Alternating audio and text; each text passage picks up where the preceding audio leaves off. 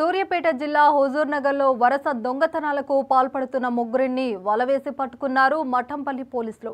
4 తులాలకు పైగా బంగారు నగలను స్వాధీనం చేసుకున్నారు. సుల్తాన్పూర్ తండాలో రోడ్డు పక్కన ఉన్న తాళం వేసి ఉన్న ఓ ఇంట్లో వీరు చోరీకి పాల్పడ్డారని సిఐ చరమందరాజు వెల్లడించారు. వీరికి పాత నేర చరిత్ర ఉందన్నారు.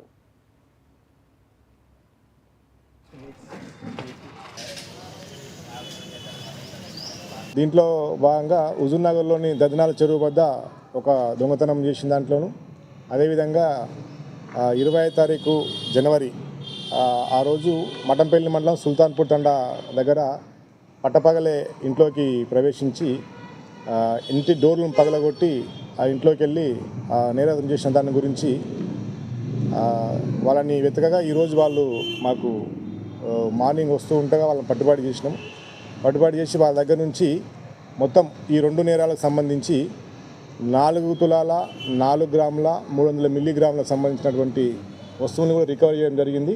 అదొక పుస్తెల తాడు మరియు చెవి కమ్మలు 2 రింగులు మరియు ఒక లాకెట్. వీటిని పట్టుబడి చేసేసి వీటి విలువ సుమారు 2,30,000 వరకు వీటి విలువ ఉంటుంది. ఆ నేరస్తులను కూడా కోర్టు ముందు హాజరుపరచడం జరుగుతుంది. వీళ్ళ గత చరిత్ర చూసుకున్నట్లయితే కోదాడ టౌను, అనంతగిరి మరియు కోదాడ రూరల్ పోలీస్ స్టేషన్లో కూడా వీళ్ళు దొంగతనాలు చేసి జైలుకు పోవడం కూడా జరిగింది. కాబట్టి ఈ ఎండాకాలం వస్తుంది మరియు పెళ్ళిళ్ళు ఇట్లా వస్తున్నాయి కాబట్టి అందరి ప్రజలకు కూడా మేము చేసే ముఖ్య సూచనలు ఏమంటే, మీరు ఇంట్లో నుంచి బయటికి వెళ్ళేటప్పుడు ఇంటికి తాళం వేసేటప్పుడు మీరు మీ పక్కింటి వాళ్ళకు చెప్పి వెళ్ళాలి. ఇది ఒక గంట సేపు వెళ్ళినా కూడా అఫెన్స్ అయ్యే అవకాశాలు ఉన్నాయి. అదేవిధంగా మేము గతంలో కూడా రీసెంట్గా మీరు చూసే సంక్రాంతి ముంగల ప్రతి పోలీస్ స్టేషన్ నుంచి ఒక ఆటో పెట్టి ఆటో ద్వారా ప్రచారం చేయడం జరిగింది. పోలీసు వారు ఈ దొంగతనాలకు ఎంత ప్రచారం చేసినా ప్రజల్లో అవగాహన రావాలి.